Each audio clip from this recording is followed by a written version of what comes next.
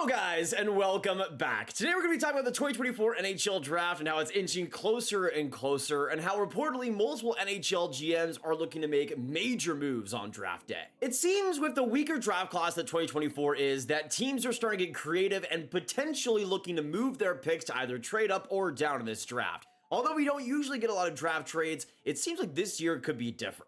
So today we're going to be breaking down the latest on the Devils' 10th overall pick, the Habs picks in the first round, and much more because there could be a lot of movement that we need to talk about. So of course, make sure you watch till the end for all the trade rumors and hit that like button and subscribe button for more hockey and draft content just like this as we lead up to the pinnacle of the draft this month. A lot of content coming out that you won't want to miss. Now let's get started with the teams and the picks that could be moved on draft day. And out of any team out there in the NHL, it feels like the Devils are the most likely to move their pick. The Devils are kind of in a weird position at 10th overall. You're very likely to have that top tier of D prospects gone in Dickinson, Parekh, Levshinov, Salayev. Those guys will all be out, and potentially even a Carter Yakupchuk too. And even though I think there's a good chance that a Cole Eisman or a Berkeley Cannon is available at those picks, it just feels like New Jersey is past the point where they want to be drafting prospects, and it makes sense why they're shopping this pick. We know, of course, that Jake Allen will be a big part of the goaltending tandem next year, but very likely New Jersey's going to be wanting to set him up as a backup goaltender. I mean, even though he had some pretty good moments with New Jersey when he did play for them, he still only ended up with a 900 save percentage. And even though he was pretty solid for them when he did play, he's not going to be enough, I think, to put them over the top, especially for a full season. I don't think you can rely on Allen to be that guy, which is why trading that 10th overall pick makes a ton of sense. As Tom Fitzgerald told NHL.com, he's completely willing to give up that 10th overall pick, saying, if we feel it helps us now and in the foreseeable future, then yes, I'm listening. I haven't gotten anything yet, but the more I talk to teams, I say, listen, I'm open to moving number 10, but it's going to have to be something significant. And that makes complete sense. Even though teams rarely trade their top 10 picks, to me, New Jersey's absolutely the most likely team out there, especially if they're going to go after a goaltender. Draft time is the time to make it happen. Interestingly, in this article, they go into the Jacob Markstrom rejected deal there, how it was really Calgary's unwillingness to retain salary that made that deal fall through. And then they go on to say the Devils are expected to resume talks with Calgary this month if they haven't already begun. At the time, it is believed that Alexander Holtz was part of the package New Jersey had presented Calgary. Now, for me personally, if I'm Calgary, I'm absolutely retaining salary on Markstrom. He only makes $6 million for next year and the season after that. And with the kind of weird mini retool that it seems like Calgary's going in, to me, I don't think it's going to be all that consequential if you retain $1 million or $2 million on the deal. In fact, I think that's what could make a deal happen and what could get Calgary the 10th overall pick in the end. That's the interesting thing, though, is Calgary actually going to get a 10th overall pick for Jacob Markstrom? I think he's a pretty good goaltender and pretty underrated for a lot of people, especially this last season. Even though it was a 905 save percentage, he was brilliant and really kept Calgary from being in the basement. But the facts are that he's turning 35 next January, and for New Jersey, even though I think he'd be a great short-term solution, a trade 10th overall for that would be pretty interesting. Really, the only other trade that we've seen recently inside the top 10 for a player like Markstrom is Alex DeBrincat, who of course was traded to the Sens and wasn't a long-term piece, or at least wasn't at the time because he didn't have a contract extension and ultimately wasn't a long-term piece for Ottawa, but they traded a 7th overall pick for DeBrincat. Could Calgary get a 10th overall pick? I think if they retain salary, I definitely think it's possible. Now, I was thinking of other players that New Jersey might have been interested in a Jacob Markstrom deal. Anderson would have been a crazy addition to this type of trade, but I do think in terms of fit, it's not quite there. I think stylistically, Anderson would be incredible in New Jersey, but being a right D, that right side for New Jersey is already pretty flushed with Hamilton, Marino, and now Simone Nemeth. I just don't see a spot for Anderson where he'd be reliably given the time that he probably should be. I'm personally of the opinion that if Markstrom and the 10th overall pick were to be swapped, that it should be Calgary giving a pick New Jersey back, maybe a 3rd round pick of their own in this year's draft. To me, 10th overall is pretty steep for Markstrom, especially if you're not retaining salary. If the Flames get 10th overall without retaining any salary, that's a steal and a half. But it feels like the Devils are starting to get a little bit desperate here to add to their goaltending tandem, as they should. I mean, this is the time for New Jersey to start seriously contending again after that mediocre season last year, and the time is now. But there's so much smoke around this 10th overall pick that I would honestly be shocked if they didn't move it at this point. Now we're going to keep going through the entire first round and other picks that I could see being moved, but first I want to give today's shout out to today's sponsor in Sleeper Fantasy. Sleeper, of course, longtime partner of the channel, has just been so much fun to use every day for myself and showcase to you guys on the channel. And today we're going to go through some MLB picks here for a couple of Yankees. First off, Aaron Judge, more than 1.5 hits. He's been extremely consistent at that. Also, Anthony Volpe, who's been really good lately. I'm going to put 1.5, more than 1.5 hits slash runs slash RBI. And then next up against my Texas Rangers, I got Kenta Maeda, less than 2.5 earned runs. We'll see how this goes, putting $10 down to win 71. But if you guys want to join Sleeper and make your own picks, just make games that much more interesting, go in the description, click on a link and sign up there and use promo code GRAV on your first deposit, and you'll get up to an $100 deposit match. Great value there. And of course, now is the best time to start with Sleeper. And when you guys use my code, it helps me make more videos like this for y'all, so every bit is appreciated. Now we're gonna keep going through the teams I could see moving their pick, and this one might be a little bit of a long shot inside the top three, but a team I could see moving their pick is actually the Anaheim Ducks. Now, of course, this would all depend on how far the Ducks see themselves in this current rebuild, how far they see themselves in this current plan, because I could see them potentially moving down to maybe the 6th or 7th spot, potentially grabbing still a pretty good D in a Sam Dickinson or a Zane Parekh, and being pretty happy with the extra assets they acquire. To me, if I'm Anaheim, the defensive crop at the top end isn't very far apart. And if you were to get a Sam Dickinson instead of an Anton Salayev, to me, that's a little bit of an upgrade, honestly. Though I do think it's a long shot, because I think with what the Ducks value, I would be shocked if they weren't going to absolutely be drooling over an Anton Salayev or a Caden Lindstrom. To me, those are exactly the type of players Anaheim has been prioritizing, Pat Verbeek has loved recently, and I doubt with those guys on the board that Anaheim passes up on that.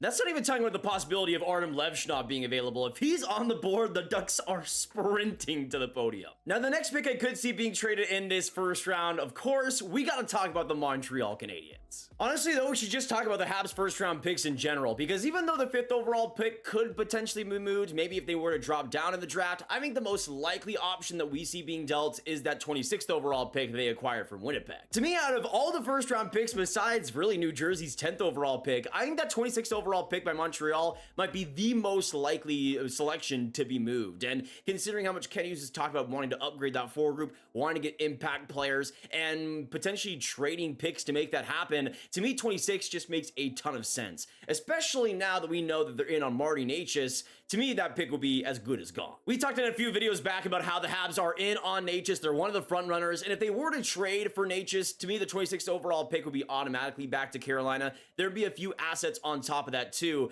but the main pick would be that first round pick, and for Carolina, they'd have to back-to-back picks in 26 and 27th overall, which would be pretty interesting. But you can take your pick, whether it's a Trevor Zegras or a Marty Necas, or maybe even somebody else on top of that. To me, that late first by Montreal is something that they could definitely look to deal, and to me, would make a lot of sense in dealing. To me, with Montreal, they don't need those, third line projection players, which is what you're mostly looking at towards the end of the first round. To me, they need to add star quality players, and Necas, even though I don't think is a superstar, he's someone that adds a lot of electricity to that forward group, which is something they desperately need. For a little bit of a sneak peek at my draft board right now, around that 26 range, I have a player like Cole Baudouin, who I see being this great forward-checking third-line center, but that's exactly what you're getting around that range, is third-line guys for the most part. There will obviously be exceptions there, but that's the consensus around that range. For Montreal, they can either draft another player like that, or use it to get some top-end talent that they desperately need. And if they're especially going to get a player like Ivan Demidov or Caden Lindstrom with that 5th overall pick, to me, that is the perfect draft for them. Now we're going to go to another Canadian team inside the top 10 that I could see potentially moving their pick, and that is the Ottawa Senators. Now, this would have to be very specific circumstances. It would have to be a big deal. It would have to be something that massively improves the defense or massively improves the depth on the team. It would have to be something substantial. One team that I think makes a lot of sense for a potential swap of picks is actually St. Louis at 16th overall, especially if the Ottawa Senators were to get one of their top-end D. We've already heard how St. Louis wants to offload some of that defense, wants to get some new faces on that roster, and to me, this could be the perfect opportunity to do so. To me, the D that makes the most sense for Ottawa, especially if they're looking for pure defensive upgrades, is Colton Parayko. I don't know if we would see actual retained salary there, but of course, signed for $6.5 million for a long time. To me, defense is what Parayko is still the best at. The skating ability, some of the physical play, even though there are some warts in his offensive game and some limitations, you're getting him for the defensive play, which I think for Ottawa is something they need to focus on short shoring up. Parayko would be an expensive player to acquire, but definitely would be up there. I could see St. Louis potentially wanting an Eric Brandstrom, and a Parayko for Brandstrom swap could be interesting just for a change of scenery for both sides.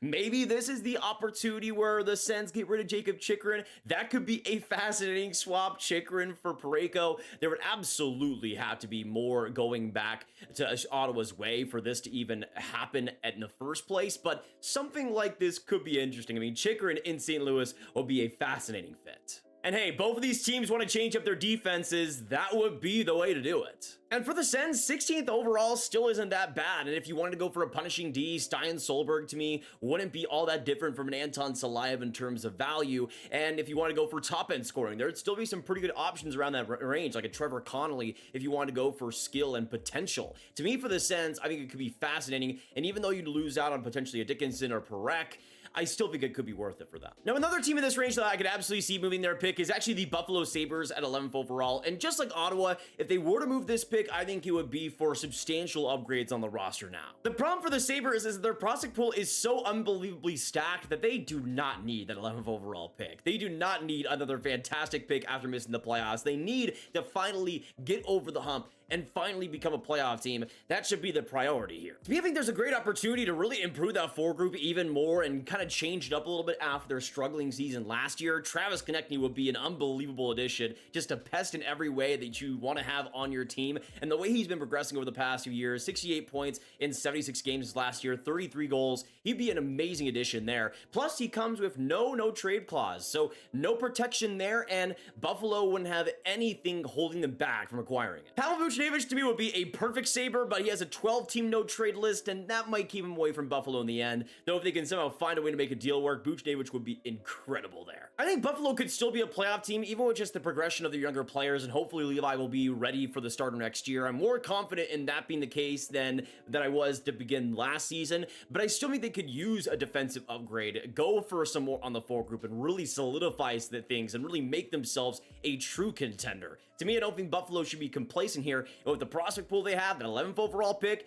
they got options here. And again, options I'm just saying that Philly, I think, would love to have. Another team that I could absolutely see moving their pick in this year's draft is actually the Philadelphia Flyers. And they're one of the few teams here that I'm going to talk about that I think have a great opportunity to rise up in this draft. Sure, I think at 12th overall, there's a pretty decent, maybe 50-50 chance that a Berkeley Catton or a Cole Eiserman is there. Maybe they just wait for that. But I could absolutely see a situation where Philly wants to move up inside that top 8 and really make something happen here. I didn't talk about it there, but maybe a Travis Sanheim could work for Ottawa if that's 7th overall pick, and maybe that could be a deal where they end up swapping picks there. But I think Philadelphia is going to be heavily aggressive here with this kind of rebuilding direction they're going in. I mean, I'm really liking the direction that Danny Briere is putting this team in with how they've drafted recently, with how much they've acquired, and I think this draft is a great opportunity to stockpile even more. And hey, I mean, with the options they have, with the Konecnys, with the Sanheims they could potentially move, they might not even have to move that 12th overall pick to get inside the top 10 to even get ahead. Maybe they just get Buffalo's pick in the end and have 11 and number 12, and that could give some pretty good options to them.